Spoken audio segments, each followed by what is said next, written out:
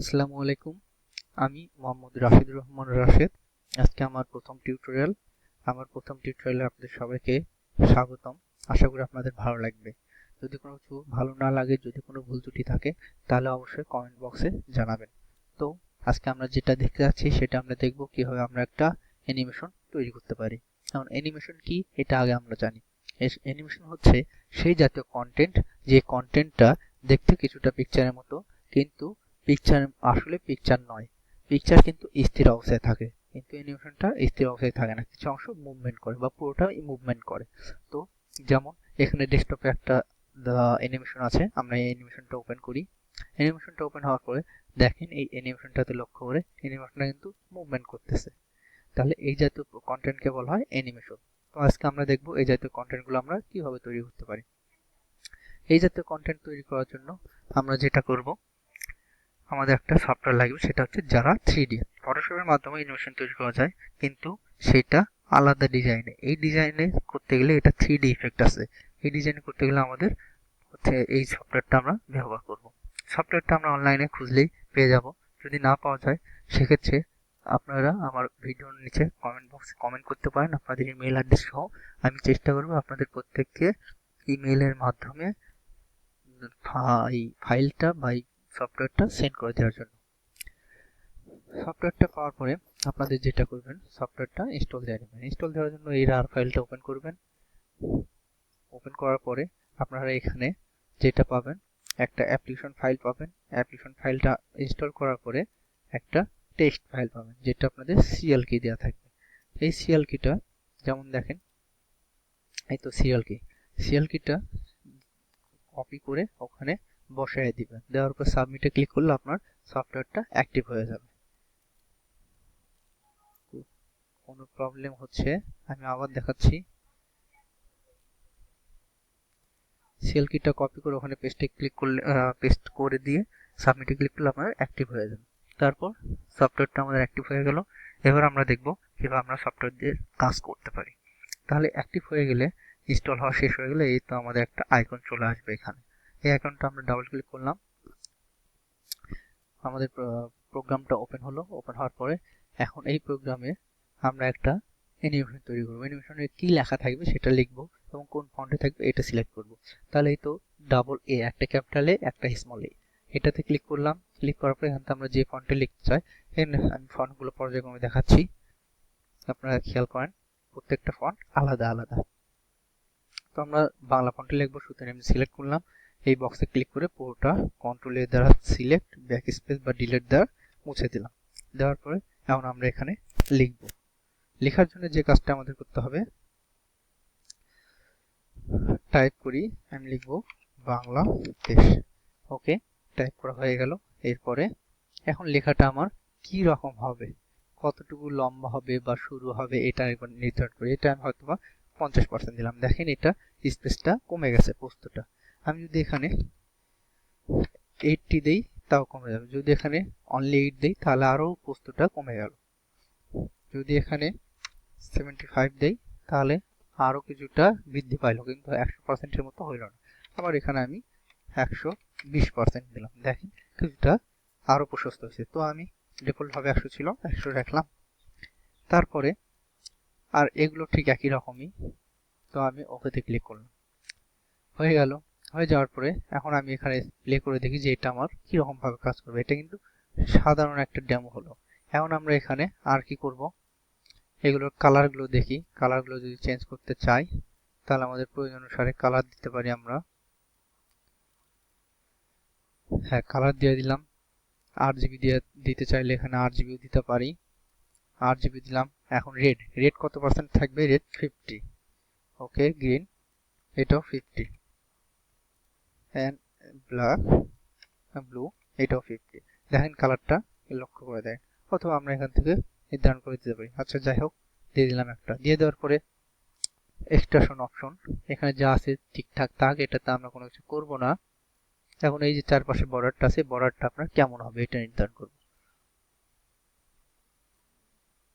বর্ডারের জন্য এই তো এটা হচ্ছে ডিজাইন শেপ, রাউন্ডেড ছিল, আমি রেক্টাঙ্গল করে দিলাম। রেক্টাঙ্গল কি, চতুর্ভুজ। দেখেন চতুর্ভুজ আকৃতি হয়ে গেছে। তারপর এখান থেকে রাউন্ডেড রেক্টাঙ্গেল, আপনাদের যেটা দরকার আপনারা চাইলে ত্রিভুজ দিতে পারেন, ট্রায়াঙ্গেল, যেটা আপনার ইচ্ছা। তো আমি ডায়মন্ড রাখলাম। ওকে, তারপরে এখান থেকে আপনার এটা কত ডিগ্রি আকারে কাজ করবে দেখেন, 45 ডিগ্রি বেভেল রাখলাম। আপনি খেয়াল করেন আমি পর্যায়ক্রমে একটার পর একটাতে যাচ্ছি, কিন্তু কিছু পরিবর্তন লক্ষ্য করা যায়। তো আমি 45 ডিগ্রি বেভেলে রাখলাম। ডিজাইন 45 ডিগ্রি বেভেল, এই দুটার মধ্যে লক্ষ্য করে দেখেন কিছু পরিবর্তন দেখা যায়। তো আমি এটা রাউন্ড করে দিলাম, ডেপথ 20 না দিয়ে আমি এখানে একটু বৃদ্ধি করে দিই, 50 করে দিলাম। দেখেন শেপটা, আপনারা এখানে শেপটার দিকে লক্ষ্য করেন, শেপটা কিন্তু চেঞ্জ হচ্ছে। বা আমি এখানে ড্র্যাগের মাধ্যমে শেপটা চেঞ্জ করে দিতে পারি। তো আমি এই রকম একটা 3D ইফেক্ট দিলাম, দেওয়ার পরে শ্যাডো অপশন। এবার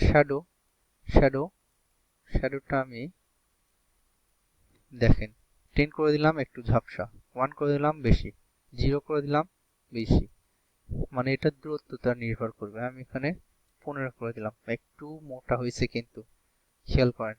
তো আমি এখানে 5 থাকলো। ট্রান্সপারেন্সি এখান থেকে আমি 50% করে দিলাম, দেখেন আপনারা লক্ষ্য করে 56, অনলি 10, 20, 30, 40, 50, এখানে আমি 90 করে দিলাম। তো আমি এখানে 70 থাক। ওকে, শ্যাডোটা যদি টিকটা উঠায় দিই, দেখেন এখানে কোনো শ্যাডো নাই। আর যদি এখানে শ্যাডোতে চেক বক্সটা অন করে দিই, তাহলে এখানে একটা শ্যাডো পাওয়া যাবে। তারপর টেক্সচার অপশনে আমি টেক্সচারটা দেবো না, থাক, এটা আপাতত দেখাচ্ছি না। অ্যানিমেশন অপশন, ফ্রেমস পার সাইকেল, অ্যানিমেশন অপশনটা আমি এখানে, অ্যানিমেশনটা আপনার কেমন হবে এটা যেটা নির্ভর করে, রোটেট, সুইং, আপনি যেটা দিবেন, ফেড, টাইপরাইটার, দেখেন এটা টাইপরাইটার ডিজাইনে চলে আসতেছে। যদি আপনি এখানে রিপল দিয়ে দেন, প্লেতে ক্লিক করলেন, দেখেন এটা কিরকম থাকবে এটা আপনার এখানে লক্ষ্য করা যাচ্ছে। পালস দিলেন, লক্ষ্য করেন, স্টেপ স্টেপে এর জন্য একটু ডাউনলোড দিতে হবে, তো এটা আমরা দিলাম না, আমি অন্য কোনো রোটেট। সুইং দিলাম, দেখেন সুইংটা কেমন।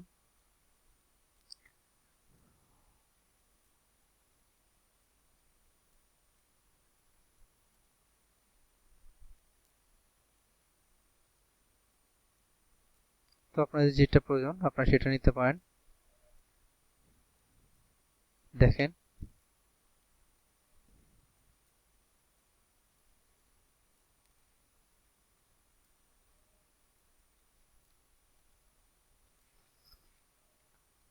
টাইপরাইটার করে দিলাম। ফ্রেম ডিউরেশন, কতক্ষণ সময় লাগবে এটা, আমি এটা 50 করে দিলাম। দেখেন এটা কিন্তু একটু ধীরে গতিতে যাচ্ছে। আবার এখানে যদি অনলি 5 করে দিই, তাহলে দেখেন কত দ্রুত যাচ্ছে। তো আমি এটা 16 করে দিলাম। করে দেওয়ার পরে এবার আমরা দেখব আর সেভ করা। এটা ফাইলে ক্লিক করতে হবে, তারপর আমাদের এক্সপোর্ট বা এক্সপোর্ট অ্যানিমেশন। তো এক্সপোর্ট অ্যানিমেশনে ক্লিক করলাম। ক্লিক করার পরে এটা আমরা কোথায় সেভ করব, এটা আমি ডেস্কটপে সেভ করব। ডেস্কটপ ক্লিক করলাম, এই ফাইলটা একটা নাম দেই, বাংলাদেশ। বাংলাদেশ নাম দিয়ে দিলাম। এখানে দেখব সেভ অ্যাস কি দেয়া আছে, এখানে আমরা এই GIF এটা সিলেক্ট করব। সিলেক্ট করার পরে সেভে ক্লিক করব। ক্লিক করার পরে এখানে আমাদের যে ডায়লগ বক্সটা আসবে, এটা আমরা সেভে ক্লিক করব। ক্লিক করে দিলাম। এখন আমরা এটা ক্লোজ করে দিই, নোতে ক্লিক। এই তো দেখেন আমাদের অ্যানিমেশন এখানে চলে আসছে। ওপেন করলাম, একটু অপেক্ষা করি। হ্যাঁ, এই তো দেখেন অ্যানিমেশনটা আমাদের চলে আসছে। আমরা টাইপরাইটার দিছিলাম, টাইপরাইটার ডিজাইনে চলে আসছে। এখন যে কাজটা করতে হবে, চাইলে আমরা এটাকে অন্য ব্রাউজার দিয়ে ওপেন করতে পারি। এটা কিন্তু আমাদের ইন্টারনেট এক্সপ্লোর দিয়ে ওপেন হয়েছে। আমরা অন্য একটা ব্রাউজার নিলাম, এটা আমি টেনে নিয়ে এসে এখানে ছেড়ে দিলাম।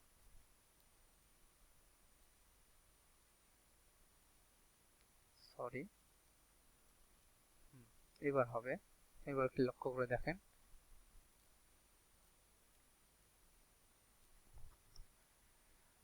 অ্যানিমেশনটা কিন্তু আমি যে ডিজাইনে দিছিলাম সেই ডিজাইনে এখানে আসতেছে। অন্য কোনো ডিজাইন দিলে সেই ডিজাইনেই আসতো। তাহলে এই ছিল আমাদের আজকের টিউটোরিয়াল। আশা করি আপনাদের সবার ভালো লাগবে। যদি কারো কোনো কিছু বুঝতে অসুবিধা থাকে আপনারা কমেন্টে জানাবেন। আর যেহেতু আমার প্রথম টিউটোরিয়াল, ভুল ত্রুটি হতে পারে। যদি কোনো ভুল ত্রুটি হয়ে থাকে আপনারা প্লিজ ক্ষমার চোখে দেখবেন। আচ্ছা, আজকে তাহলে এ পর্যন্তই। দেখা হবে আগামী টিউটোরিয়ালে। আসসালামু আলাইকুম।